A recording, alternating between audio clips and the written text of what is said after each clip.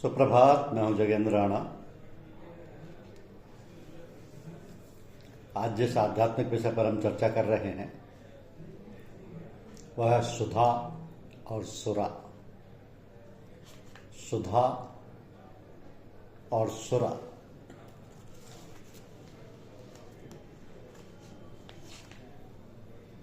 धन्य है वो लोग जिन्हें सौभाग्य से किसी मस्ताने के द्वारा इस अमृत रस को पीने का अवसर मिला है।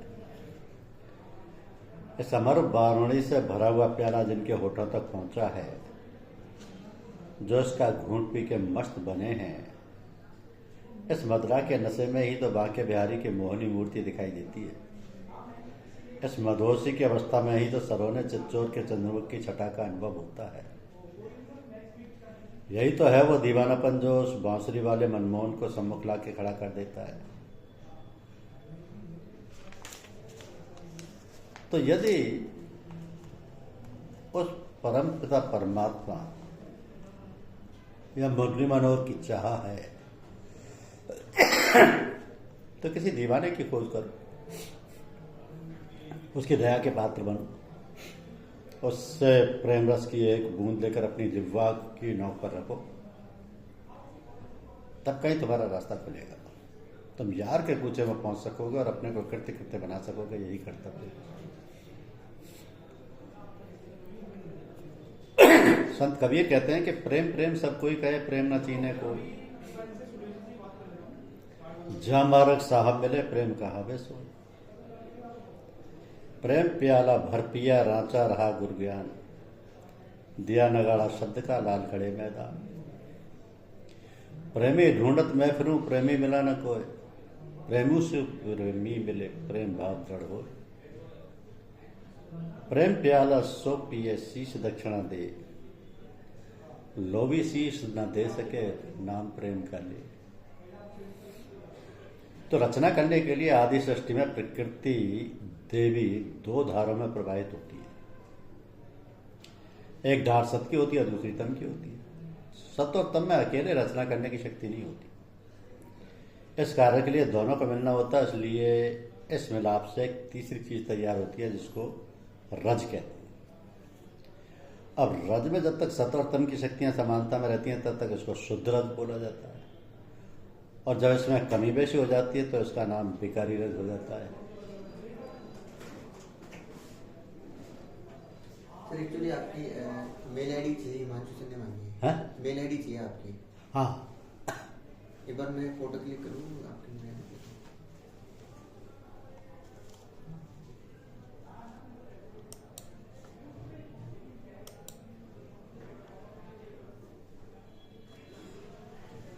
आ जाइए।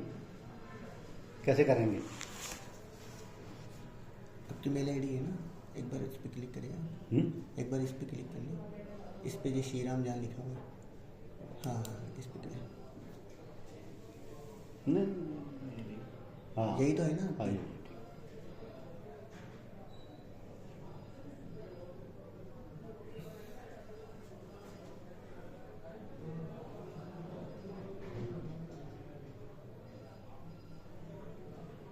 बोलिए।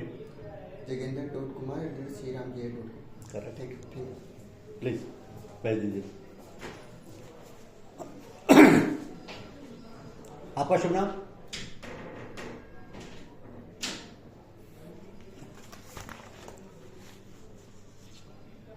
क्षमा करें व्यवधान के लिए।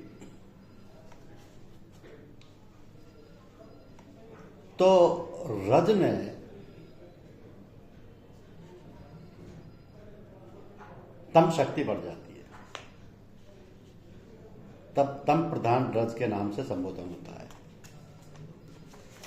और जब सत की वृद्धि हो जाती है तब सत प्रधान रज उसका नाम होता है। तो रज से रचना होती है, तम प्रधान रज से तामसी सृष्टि, और सत प्रधान रज से सात्विकी सृष्टि उत्पन्न होती है। तो तामसी रचना में जो प्राणी उत्पन्न होते हैं उन्हें असुर व दैत्य कहा जाता है, और सात्विकी रचना में जिन जीवों का प्रादुर्भाव होता है उनको देव व असुर का नाम दिया गया है। तो इस प्रकार देवता और दैत्य के रूप से दो तरीके के प्राणी सबसे प्रथम इस जगत में आते हैं। देवों के स्वभाव में सात्विकी प्रभाव रहता है, उनमें ज्ञान, विवेक और सरलता पाई जाती है। शुभ कर्म, शुद्ध विचार और परोपकारी जीवन उनका होता है। इसके विपरीत असुरों में मूढ़ता, ज्ञान, स्वार्थपरता, अविवेक और अशुद्ध कर्म रहते हैं, जो तमोगुण के लक्षण।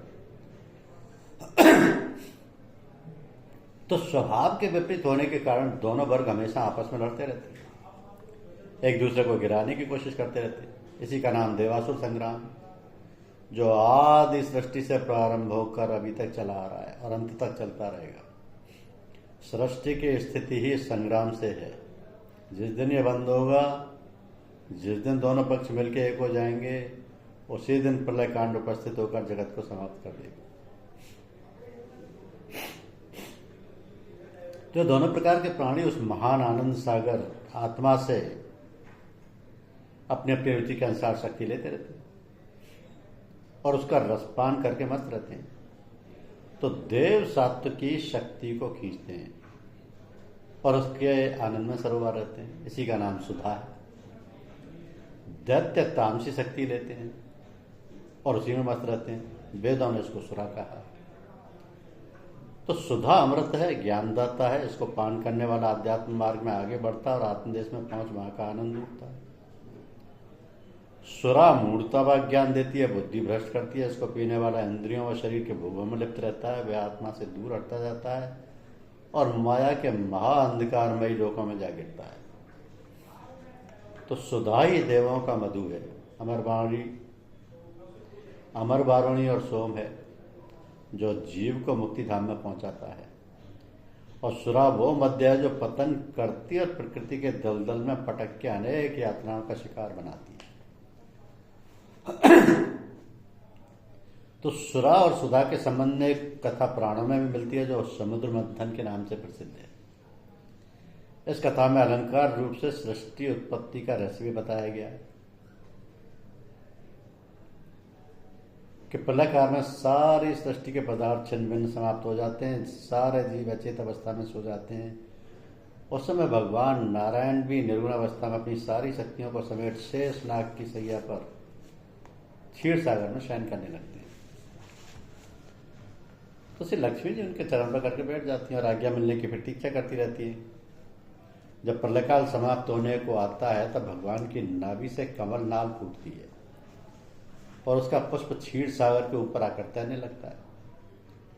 उस फूल पर अचानक ही ब्रह्मा जी का प्रादुर्भाव हो जाता है, जिनके 4 मुख और 4 बाहें होती हैं। ब्रह्मा जी सोचने लगते हैं, मैं कौन हूं, कहां से आया, ये कमल पुष्प कैसे उत्पन्न हुआ, इसकी जड़ कहां, इसको किसने उत्पन्न किया, इत्यादि।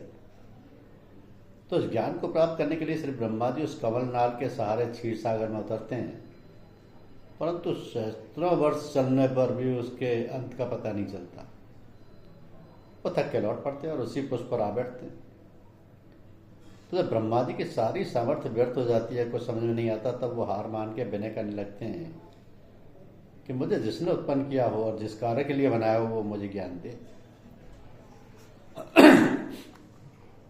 तो ब्रह्मा जी की प्रार्थना पर आकाशवाणी होती है, मैं यानी आत्मा सबका अधिष्ठाता एक ईश्वर हूं, मैंने ही तुझे उत्पन्न किया है, मैंने तुझे शक्ति दी है और तू शक्ति की सहायता से सृष्टि की रचना कर। तेरे संकल्प मात्र से ही जीवों का जन्म होगा, ये सब तेरे पुत्र होंगे और प्रजापति के नाम से तुझे पुकारेंगे। ये प्रथम ज्ञान था जो प्रजापति ब्रह्मा को मिला, इसी का नाम वेद है।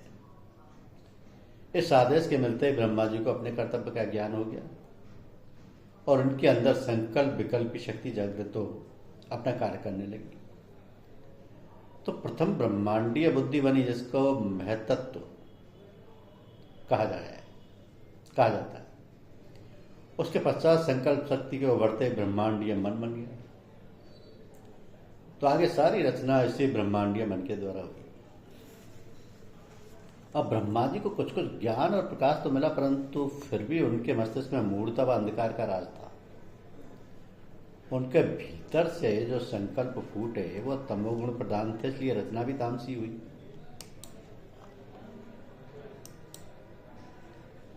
तो ब्रह्मा की संकल्प शक्ति ने जितने भी प्राणियों को उत्पन्न किया वो सब तामसी प्रकृति के थे। उनके विचार बुरे थे। इन सबको देख ब्रह्मा जी घबरा गए। उन्होंने फिर भी नहीं की। आदेश मिला तप करो। ब्रह्मा जी ने तप किया। तप के प्रभाव से हृदय में शुद्धता आई और मन में सात्विक की शक्ति का उभार हो गया। अब ब्रह्मा जी फिर रचना करने लगे। इस बार सात्विक स्वभाव वाले प्राणी जन्मे जिनके विचार और कर्म दोनों अच्छे थे। तो तब से पूर्व जो तामसी स्वभाव वाले प्राणी आए थे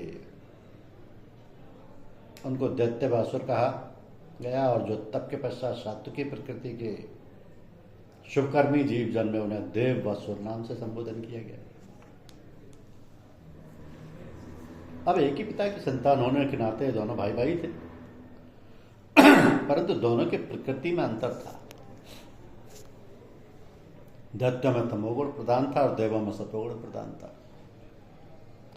प्राणी स्वाभाविक ही अपने विचारों को श्रेष्ठ समझता है और अपने विचारों के अनुसार सबको बढ़ाना चाहता है।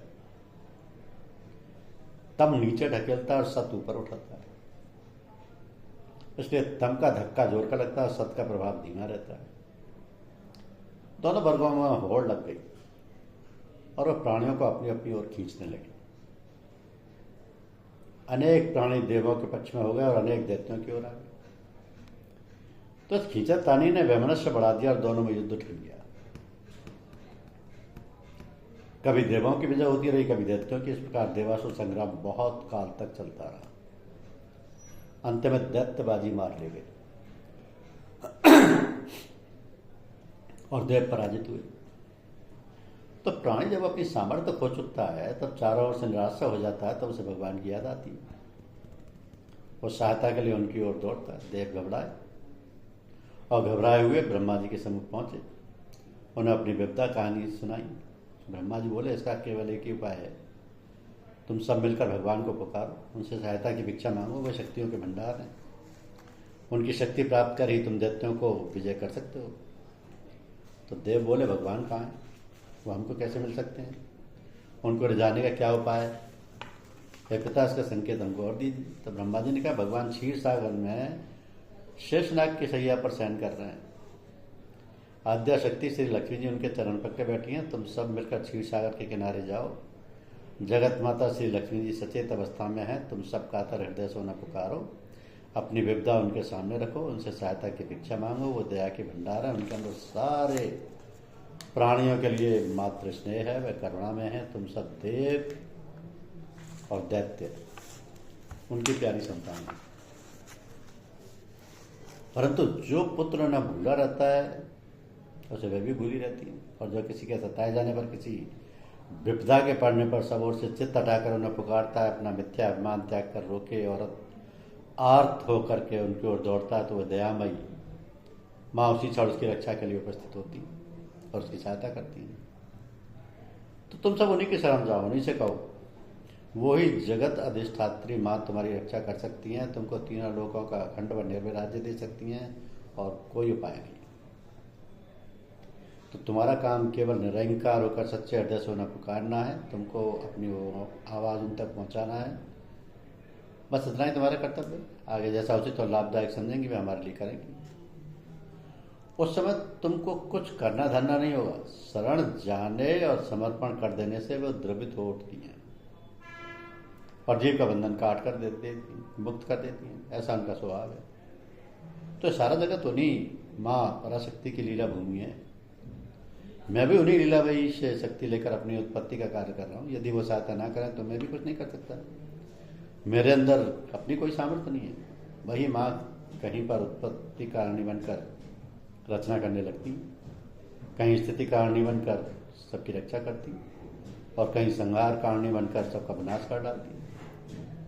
ऐसे उनकी अपार महिमा है। उस चैतन्यमयी माँ की शरण जाने पर ही तुम्हारा कल्याण हो सकता है और कोई उपाय नहीं। तो ब्रह्मा जी का ऐसा आदेश पाकर देवगण क्षीर सागर तट पर पहुंचे और सामूहिक रूप से उन महाशक्ति भगवती की प्रार्थना करने लगे। उनसे पुकार पुकार के कहने लगे, ओ विश्वधात्री माँ, ओ सकल जगत की अधीश्वरी माँ, ओ सर्वशक्ति दायिनी माँ, ओ शरणागतों की पीड़ा हरने वाली माँ, ओ सर्वेश्वरी कल्याणकारी माँ, हम देवगण अपने भ्राता दैत्यों से पीड़ित होकर आपकी शरण आए। हमारा सर्वस्व उन्होंने छीन लिया, आप हमारी रक्षा करें। हे माता भगवती पराशक्ति, ये समस्त विश्व आपके ही आश्रय है। आप अपने अलौकिक तेज से त्रिलोकी के कण कण में व्याप्त हो लीला कर रही हैं। ये सारी सृष्टि आपके ही अंश से उत्पन्न हुई है। आपकी सामर्थ्य कौन वर्णन कर सकता है? ब्रह्मा विष्णु महेश भी आपकी लीलाओं को पार नहीं पा सकते।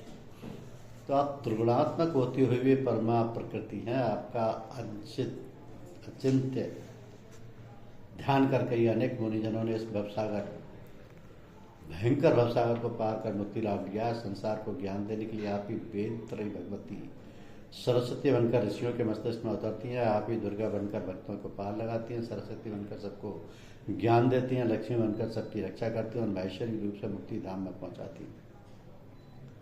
चंडी बनकर आप दुष्टों को दंड देती हैं और रौद्री बनकर विश्व का संहार करती हैं। आपकी महिमा कहाँ तक वर्णन की जाए।